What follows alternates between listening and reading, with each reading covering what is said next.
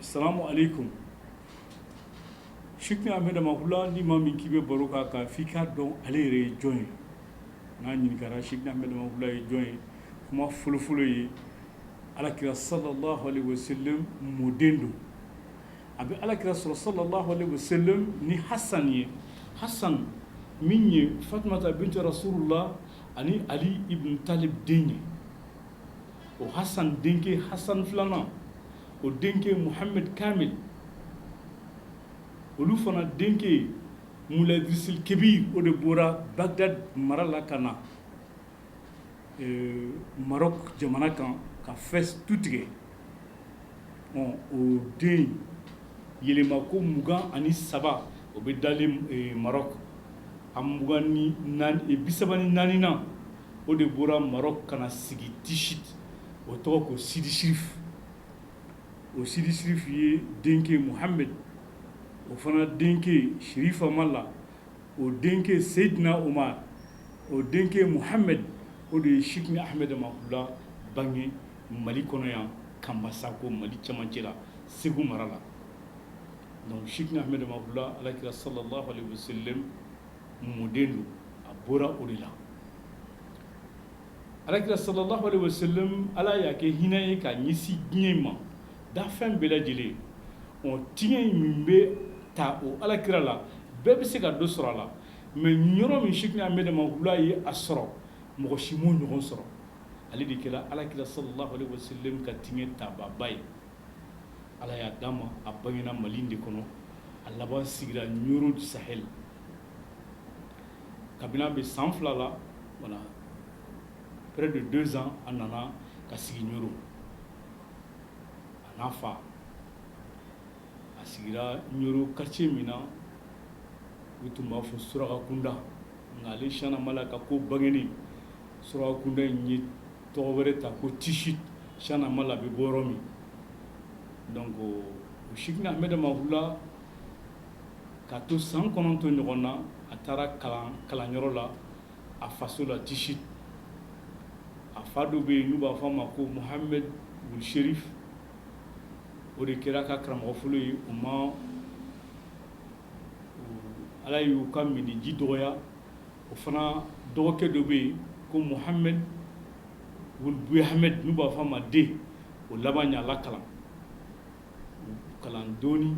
o laban y'a ye k'a fɔ ko mɔgɔ dɔ Ala y'a lakalan, donc olu ma kalan jan k'a kun. Donc a laban seginna ka na Nioro. A nalen Nioro, a tora ten, a b'a ka Ala batu la. Ni maa min y'a ye, ma dɔn dɔrɔn ni kanu min Ala b'a kɛ e yɛrɛ dusukun na, i b'a fɔ de ko nin funenkɛni min bɛ siran Ala ɲɛ, wala ni Ala jɔn ɲuman, i bɛ Ala jɔnya ani Ala kanu, o de bɛ na e dusukun na ka ɲɛsin a ma. Nin ye Ala jɔn ɲuman ye dɛ, nin ye funenkɛni ye dɛ. Min hakili bɛ Ala ko la, parce que tɛ a ye foyi la ni zikiri de tɛ. La ilaha illallah, la ilaha illallah, la ilaha illallah. A b'o de la ka du kɔnɔ, a b'o de la a taamato, a b'o de la fan bɛɛ fɛ. Donc alhamdulillah,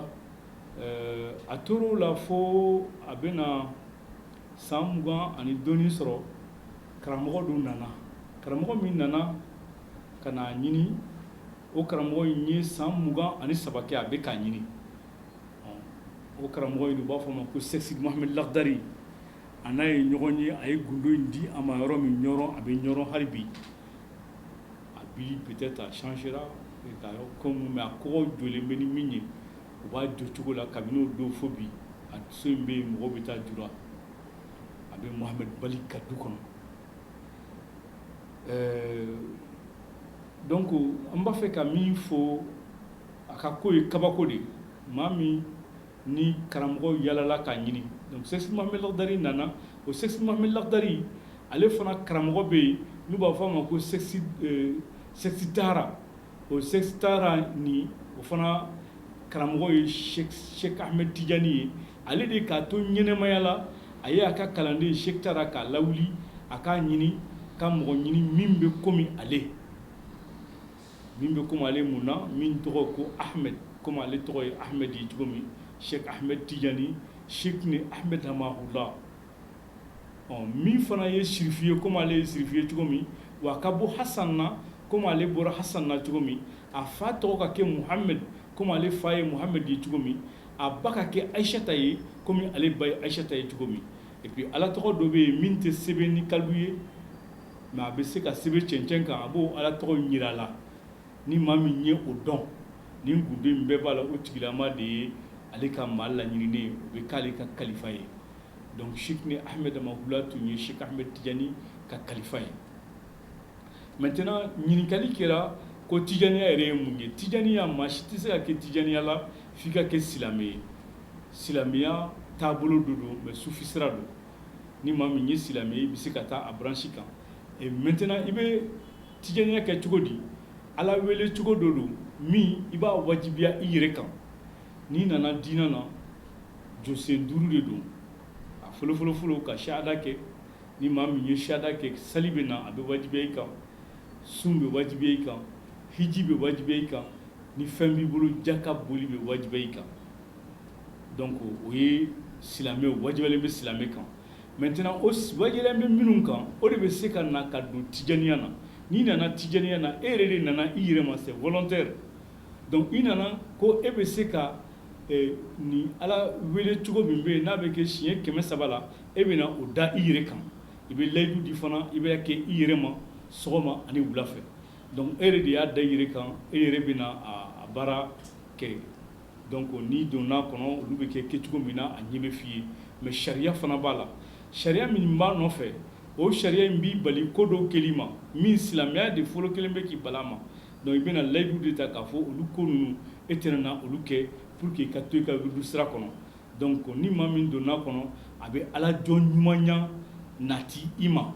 parce que i bɛna layidu minnu ta o b'a wajibiya i kan i k'i janto i ka silamɛya la kosɛbɛ donc Cheikh Ahmed Mahula a ka kow nana nin nacogo la donc karamɔgɔ in nalen ka na ka a kɛ Tijaniya ɲɛmaa ale yɛrɛ fatura n'o ye Sidi Mohamed Lagdari ye en 1909 a fatulen o y'a kaburu bɛ Ɲoro a bɛ Salihina na Gajaba sira kan donc fatulen ko ale nana kɛ tarika ɲɛmaa ye mais a bɛ kɛ tarika ɲɛmaa ye a bɛ funenkɛniya la parce que a bɛ san 20 ani dɔɔni san 22 san 23 bon dɔw b'a lataa fo sanfɛ nka a ma se san 30 ma bon n'a fɔra ko i bɛ o si la cɛkɔrɔbaw bɛ yen minnu bɛ san 70 la minnu bɛ san 60 la minnu bɛ san 80 na minnu ye diinɛ ɲɛmaaw ye bon kabini waati jan sɔrɔba b'u la e ka na e ka ko ka wuli olu ka jama ka b'u ko ka tugu ko buna adamadenya yɛrɛ tɛ sɔn a ma donc o tigilamaw bɛ keleya wajibi donc o keleyaw de ye a silamɛ ɲɔgɔnw ta ka ɲɛsin a ma ni juguya ye o silamɛ ɲɔgɔn ninnu ye a ɲini ka kɛlɛ n'u ka sew ye u dɛsɛra u y'a ɲini ka feerew tigɛ u dɛsɛra u laban nana ɲɛsin tubabuw ma ka ɲɛsin ka Cheikh Ahmed Mahula kofɔ tubabuw ye recueil dɔ bɛ yen nɔ min Amadou Hampâté-Bâ de y'a sɛbɛn a bɛ kuma Cheikh Ahmed Mahula ni Terrasson de Fougères ka rencontre en 1925 Bamako yan bon o kuma in kɔnɔna na an b'a ye k'a fɔ ko Terrasson de Fougères a b'a fɔ a la don ko a filɛ nin ye papier filɛ n kɔrɔ minnu ye dénonciation ye ni mɔgɔw y'a kɛ e kan ani ka kalandenw kan a ka ca ni feuille 1000 ye donc o kɔrɔ ko silamɛ ɲɔgɔnw u ye a dénoncer kosɛbɛ kosɛbɛ tubabuw ye donc juguya nana kan ni nin yɔrɔ ye u ye buna adamadenw ka keleya ko wɛrɛ nana ka na juguya wɛrɛ fana nata kan n'an b'a fɔ ko fana y'a ka ko juguya sababu ye mais faamuyabaliya don parce que a ye baara min kɛ a y'a kɛ ni kuranɛ de ye kuranɛ aya bɛ yen min bɛ kuma kan en 1925 comme n y'a fɔ n ka kuma na cogo min sisan Terrasson de Fougères a ye Cheikh Ahmed Mahula la déporté pour 10 ans a ye kalo 6 kɛ Saint-Louis a nana san damadɔ kɛ san 4 ɲɔgɔn kɛ ani kalo damadɔ Méderdra en Mauritanie après a bɔra yen nɔ ka na après les événements de Gahedi a nana ka na a Joppe a ye san 5 ni dɔɔni kɛ yen nɔ farafin jati la san 5 ani kalo 10 ani tile 5 sɛbɛnnen bɛ kasida dɔ kɔnɔ mun ye maruf ka kasida ye mais ale y'a ta a farafin jate la donc mois lunaire la san 5 ani kalo 10 ani tile 5 donc a y'o kɛ kaso la après a libéré la a seginnen ka na a nalen a ye filasali kɛ filasali ye min ye ka i to i ka du kɔnɔ ka joko filasali sali fana na ka joko filasali lagansara la ka joko filasali safo la donc a y'o sali min kɛ silamɛ ɲɔgɔnw nana olu kɛ prétexte ye ka taa o fɔ tubabu ye ko n'i y'a ye a bɛ nin kɛ a b'a fɛ ka jadi de kɛ a bɛna kɛlɛ bolo de lawuli a bɛna nin kɛ a bɛna tasara kɛ donc tubabuw nana ka na en 1938 si je ne me trompe pas gouverneur min bɛ Dakar a waati ani Bamako gouverneur ni ɲɔrɔn commandant ani Seydou Nourou Tall diinɛ ɲɛmaa tun don Sénégal olu nana ka na ɲoro ka na deli Faransi tɔgɔ la a ka filasali dabila n'a ye filasali dabila olu bɛna garanti k'a fɔ u t'a minɛ bon u nana o kɛ mais a waati Chana Mala y'a jira k'a fɔ ko kuranɛ aya dɔ bɛ yen min a bɛ mɔgɔ yamaruya i ka filasali n'i bɛ voyage la wala n'i sirannen don donc ale tun sirannen bɛ k'u bɛna minɛ mais n'u ye garanti di k'u t'a minɛ a bɛna filasali bon o baro fana ye baro wɛrɛ ye min ni a bɛna jira k'a fɔ n'a bɛ sali ale bɛ sali Ala de ye a b'a kɛ sali kɛ Ala de ye a t'a kɛ ni maa ye o sɔrɔla baro caman fɛ donc o min kɛra en 1936 ni Cheick Ahmed Makoula nana o kɛra kun ye fana ni silamɛw nana o kɛ musuw ye ka juguyaw ni fɛnw nati ka ɲɛsin ma mais o 1936 kelen min fana n'a nana dɔ farala ka kalandenw kan parce que kalandenw ye mun fɔ u ye miiri mɔgɔw ye mun jate minɛ ni tubabuw nana baga ma k'a minɛ ka taa k'a latunu a ka denbaya la 100 ans a filɛ a seginna ka na a filɛ a b'a ka zikiri la a bɛ cogo min na dɔw yɛrɛ farala kan ka tɛmɛ a kɔrɔlen kan donc o ye jama to la girin ka na Cheick Ahmed Makoula ma jama ye girinni min kɛ o ye tubabuw lasiran tugun o y'a la jugu ka juguya fana labonya tugun donc o de ye a ka tali filanan n'o ye le 19 juin 1941 sababuya mais sababu wɛrɛ fana b'a la min ni a bɛ da kɛlɛ kan kɛlɛ min ni a denkɛ Seydina Umar ani Tunajibu y'a kɛ o fana ye tɔɲɔli ye tɔɲɔli min kɛra Moritani dugukolo kan Seydina Umar terikɛ dɔ bɛ yen o nana k'a bɛna ji ɲini ka taa di a karamɔgɔ ni a terikɛ ma n'o ye Seydina Umar a n'a ka jama a nana koloniya la a ye denmisɛnninw sɔrɔ yen denmisɛnninw y'a dɔn k'a fɔ Sɛgɛnlakaw ka maa dɔw olu ye Tuniyazibuw de ye u banna ka jurufilen d'a ma a y'u wajibiya ka jurufilen minɛ u na ka ji ta ka taa di a tɔɲɔgɔnw ma ani k'a ka ɲɔgɔnmɛw lamin o wajibiyali min n'a y'a kɛ denmisɛnninw na olu bolila ka taa u ka campement na u taalen u ka sigiyɔrɔ la u y'a fɔ jama ye donc o la jama nana ka na girin Cheick Ahmed Makoula denkɛ Seydina Umar n'a ka jama kan u tɛ tɛmɛ maa 7 jate kan donc u jamaba nalen kan u ye minnu kɛ u y'a kɛ donc o dimi nana don karamɔgɔkɛ den na parce que a bilalen o mankan bannen ninnu nana ka na min k'u la o bɛɛ kɔfɛ faamaw ma foyi f'u ye ale baba nana a ye waati kɛ dɔgɔtɔrɔso la k'a to dɔgɔtɔrɔso la a terikɛ taara kaso de la bon u tilala tugun ko dɔn ko jugement ni fɛn man ka kɛ nin na denmisɛnninw de ye nin kɛ denmisɛnnin ko don dɔrɔn a banna mais denmisɛnninw ye min kɛ a ka gɛlɛn kosɛbɛ mais o bɛɛ kɔfɛ u ka jɔnw de tun don olu ye dɔnkili dɔ da poésie ka kasida dɔ dilan u bɛ dɔnkili dɔ da dɔnkili min n'u b'a fɔ o dɔnkili in fɔtola u bɛ u ɲagari labɔ karamɔgɔ den na parce que u b'a jira k'a fɔ ko dugu min ni o masakɛ o ɲɛmaa ye jɔnmuso ye olu de nana ka na dankari karamɔgɔ min ye karamɔgɔba ye jamabatigi o den na o y'o kɛ dɔnkili ye u b'a fɔ k'a fɔ cogo cɛjuguya donc o kuma ninnu nana f'a nana se baba ma a y'a tɔɔrɔ mais a y'a ɲini k'a tasara a y'o ɲini min kɛ k'a tasara a ye san 2 kɛ a labɛn na parce que fa jɛnnen tɛ n'a ye k'a fɔ a bɛ kɛ fa yɛrɛ delila ka diinɛ ɲɛmaaw minnu bɛ Saheli a a y'u wele ka na ka ɲini bolo u kana ale denkɛ dɛmɛ a ka nin kɛlɛ in na mais malheureusement latigɛ ala kelen bɛ ka fɛn min latigɛ mɔgɔ tɛ se k'o labali o bɛ kɛ de donc a laban nana kɛ a kɛra kɛlɛ gɛlɛman ye min mɔgɔ caman tora a la donc kɛlɛ in kɔfɛ tubabuw y'o kɛ komi ni siyan mala yɛrɛ de ka yamaruya kan don wala n'a sen bɛ kɛlɛ la donc olu y'o kɛ kun ye k'a minɛ a ka nin tali filanan in na den ninnu fana u laban y'u minɛ ani kalanden dɔw bɛ yen yɛrɛ u sen ma don nin ko in na u y'u minɛ dɔw bɛ yen fana olu tun bɛ nin kɛlɛ in na mais u ma minɛ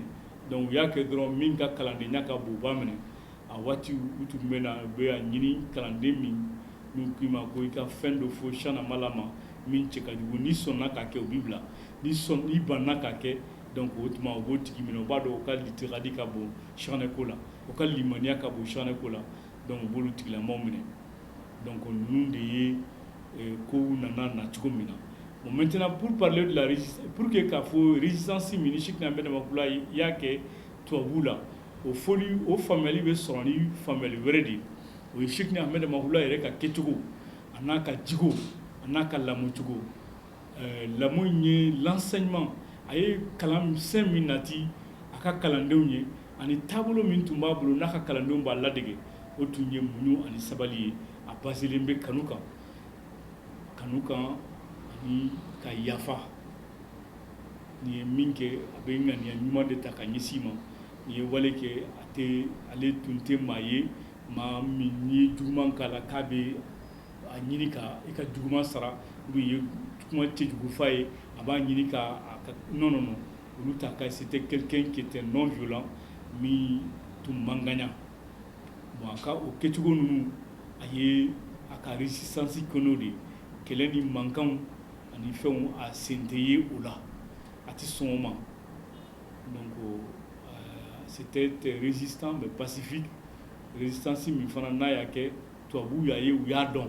k'a fɔ ko fɛn dɔ a bɛna tiɲɛni k'u ye parce que u bɛ min kɛ n'u ka impôt de don a b'a sara n'u ye fɛn min ɲini a ka kɛ a b'a kɛ mais a tɛ boli ka ɲɛsin u ma a tɛ bandiya ta ka ɲɛsin u ma a tɛ sɔgɔsɔgɔ u la donc o ye fɛn ye min ye u tɔɔrɔ u y'a faamuya k'a fɔ nin maa kan ka siran nin de ye ka tɛmɛ hali maa min b'a jɔ an ɲɛ donc u laban na taara o tacogo la bon n bɛ se ka min fɔ a ka minɛni na minɛni in kɛra don gɛlɛman ye min wale caman kɛra wale gɛlɛman caman kɛra an ma caman sɔrɔ a la an ye dɔɔni min sɔrɔ a la a b'a gɛlɛya jira o ye alamisa don ye le 19 juin 1941 a bɛnna alamisa de ma o alamisa in ye don kelen ye min ko gɛlɛman caman kɛra la u ye kalandenw ta k'u fara ɲɔgɔn kan ka na k'u kɛ catégorie 3 ye minnu ye catégorie A ye u y'olu condamné pour 10 ans minnu ye catégorie B ye u y'u bila kaso la bon minnu ye catégorie C ye olu tora u bara mais service dɔw tun bɛ yen u b'a fɔ ko service d'hygiène hali ni nɔgɔ fitinin b'i ka du kɔnɔ i bɛ convoqué ka na et puis fɛn dɔ bɛ yen u b'a fɔ ko corvée ka baara misɛnninw kɛ ni min ye fɛn kɛ u bɛ bila u la donc kalandenw ye o gɛlɛya ta à partir du 19 juin 1941 o gɛlɛya ninnu sera siyan mala ka kalandenw ma u ye waati jan k'o kɔnɔ fo a waati u tun b'a balili kɛ mɔgɔ ka hali zikiri da la ilaha illallah la ilaha illallah la ilaha illallah la ilaha illallah la ilaha illallah sayyidina rasulullah sallallahu alaihi wasallam ka la ilaha illallah fo ka tugu ɲɔgɔn ko ninnu tugu ɲɔgɔn cogow la a darbu saba de bɛ yen u tɛ sɔn a waati o ka kɛ n'u ma min y'o kɛ dɔrɔn u b'a fɔ ko nin ye kalanden ye u b'a minɛ u b'a don kaso la donc o gɛlɛya ninnu kɛra Cheick Ahmed Amakula yɛrɛ minɛnen u n'a taara a ye escale dɔɔni kɛ Kayi après a taara Dakar a taaren Dakar a taara su saba si Gorée k'a to Gorée kaso la u ye labɛn dɔ kɛ ka diinɛ ɲɛmaaw fara fara ɲɔgɔn kan gouverneur min tun bɛ yen général Boisson ale u fara ɲɔgɔn kan ka na kuma dɔw fɔ Cheick Ahmed Amakula ye kuma minnu bɛ se ka kɛ kuma ŋɛɲɛma ye a ma a don fana a bɛ joli chaîne bɛ a tɛgɛ la bon diinɛ ɲɛmaa ninnu bɛ yen olu ka médailles tubabukɛ y'a kantu ma munna i tɛ sɔn ka kɛ komi ninnu kɛcogo ninnu bɛ sɔn ka ciw ma u bɛ nin kan ye u bɛ nin kan ye e bannen bɛ nin ma e bannen bɛ nin ma bon Cheick Ahmed Mankula y'a yira la ko ala yɛrɛ t'i jɛn'a ye ne ka kɛ komi ninnu cogoya ne yɛrɛ fana filɛ cogo min ani ka chaîne to n tigɛ la ninnu tɛ fɛ ka kɛ komi ne filɛ cogo min donc tubabukɛ y'a yira n bɛna nin tɔɔrɔ n bɛ nin kɛ n bɛ nin kɛ Cheick Ahmed Mankula ko non min bɛ se k'a to i bɛ ne tɔɔrɔ n b'i dɛmɛ a la n'i sera ka ne kɛ yɔrɔ la yɔrɔ min n dusukun tɛ miiri ala la o de bɛ se ka ne tɔɔrɔ donc o kɛra Dakar après u n'a taara Algérie Kansayi a ye waatinin kɛ yen mais k'a to kasobon kɔnɔ yen nɔ garidi minnu tun b'a garder olu bɛna sala nɔfɛ tubabuw y'o ye tuma min ko mais ninnu tɛ se ka nin garder ale yɛrɛ kɛra olu ye alimami ye n'a sali waati sera garidi bɛɛ bɛna fara ɲɔgɔn kan ka na salali kɔfɛ donc dɔnnikɛlaw commencera k'a dɔn ko mɔgɔba dɔ bɛ yan donc u laban y'a bɔ yen u n'a taara Faransi bon a taalen Faransi a ye waati kɛ bon waati kɔfɛ a kuma mɛnna ko a fatura le 19 juin 1943 en 1943 Faransi yɛrɛ tun maralen don a minɛnen don c'était la deuxième guerre mondiale. Deuxième guerre mondiale, c'est de 39 à 45. Bon, Fransi yɛrɛ tun bɛ minɛnen waati min ni jamana bɛ force wɛrɛ bolo min t'a yɛrɛ ka force ye anw maliyɛn bɛ dɔɔnin dɔn a la Gawo tun bɛ jalisiw bolo minnu tun bɛ kaso la Gawo o bɛ min o kɛra cogo di jɔn b'u yɔrɔ dɔn donc o waati de ko a fatura mais min ye a ka fɛn signé acte de décès signé ne ma recherche kɛ dɛ Amadou Hampâté-Bâ de y'a recherche kɛ a bɛ Sidina Umaru Dicko ka livre kɔnɔ Amadou Hampâté-Bâ taara o docteur fɛ yen a ko nin filɛ nin ye ko e de y'a signé k'a fɔ ko ne karamɔgɔ fatura docteur ko non ko ne y'a signé mais ne ma fatulen ye dɛ min ko k'a fatura ale tɛ docteur médecin législatif tɛ a tɛ se ka acte de décès papier dilan mais ne bɛ se donc o de y'a to ne y'a signé mais docteur min a ko bɛ min ko fatura bon a ka kaburu sanfɛ a tun sɛbɛnnen b'a kan décédé le 19 juin bon nin don in na le 19 décembre l'autre papier là c'est le 16 décembre donc date bɛ fɔ ɲɔgɔn kɔ bon a tun bɛ sɛbɛnnen kaburu in fana kan ko Himala ibn Jacob a ka papier de décès kan u y'a sɛbɛn ko Hamala min ye Jacob den ye mais tubabu bɛ Cheick Hamala dɔn parce que u delila ka papier caman k'a ɲininka a ka explication di kɛlɛ min y'a ɲɛfɔ n'o ye a denkɛ ye kɛlɛ min kɛ o lettre in kɔnɔna na Cheick Ahmed Mankula k'u ma ko ne ye Cheick Ahmed Mankula min ye Muhammed den ani Aïssata den donc Ibn Jacob o tɛ faamuya sinon ko ne min ye Muhammed den ye ani Assa Diallo den ni min ye ala ka seere ye ala ka dugukolo sanfɛ a bɛ a fɛn k'a traduilen don Racine Sy Sénégal o de y'a sɛbɛn a bɛ Sidina Umaru Dicko ka livre kɔnɔ a fɛnkɛ b'o kɔnɔ o lettre nin traduilen b'a kɔnɔ en français et puis a sɛbɛnnen bɛ arabu la fana a b'a kɔnɔ donc o tɔgɔ nin fana u ma se k'o fɛn kɛ o ka bɔ yen kaburu nin fana sanfɛ tɔgɔ min b'a kan o ni acte de fɛnkɛ tɛ kelen ye bon u nana fɔ fana ko en 1943 tuma min nin ko ninnu a ye waati jan kɛ yan'u ka na su in ladon Cekura Jawara a bɛ ivoirien de don Fodibon ye teri don a denkɛ dɔ tun bɛ yen ko Mohamed Jawara a delila ka kɛ ministre ye donc o Cekura Jawara in de taara k'a jira ko nin de ye Cheick Ahmed Mankula ye Cekura Jawara in ma deli ka Cheick Ahmed y'a ɲɛna et puis su min kɛra ka waati jan kɛ tan ale bɛ se k'a reconnu cogo di ko nin don donc maa min yɛrɛ tɛ maa dɔn ni nana ko de kana a reconnu donc anw bolo Cheick Ahmed Mankula ka fatuli nuance b'a la nuance min b'a la o kɔrɔ tɛ k'a tɛ fatu an m'a fɔ k'a tɛ fatu alakira sallallahu alaihi wa sallam o fatura Cheikhna Ahmad bɛ fatu mais preuve t'an bolo min b'a yira n na k'a fɔ a fatura a bɛ bɔ yan le 19 juin a bɔra yan ka fɛn dɔw to a bolo olu bɛ min et puis a fatura olu ko k'a fatura en 1943 a kuma mɛnna Afrique kɔnɔna na en 1947 mun na aw kɛra tuma min a denkɛ bɛ yen Sirif Ahmed a balolen don a b'olu bolo kaso la parce que a bɛ ɲɛna kaso la Galbi-Jibel wala ta kɛrɛfɛ Mauritanie u bɛ ci ci a ma an tun y'i fa minɛ a fa fatura mais ci ma ci ye a minɛna ni Sénégal de ye a bɔra farafinna ni Sénégal de ye u ma ci Sénégal a ka origine bɛ bɔ Mauritanie de ci ma ci Mauritanie a bangena Mali de kɔnɔ ci ma ci Mali kɔnɔ kalandenw caman tun b'a bolo Burkina de ci ma ci Burkina ci bɔra ni Laginɛ de a ka mukadam kelen tun bɛ yen ko Fa Kaba Jakite o de ye maafolo ye min ye kibaruya sɔrɔ a la a kuma mɛnna n'o de k'a fatura o fana kɛra en 1947 o kɔfɛ de u ye kalandenw bila an b'a kalama fana karamɔgɔw bɛ yen minnu ye karamɔgɔdenw ye u tun bɛ kaso la tubabuw nan'o ma ko karisa aw ka karamɔgɔkɛ n'a fɔra aw ye ko a fatura aw bɛ da la a ko ni maa min y'a fɔ aw ye aw kana da la de a tunna de nin fɔra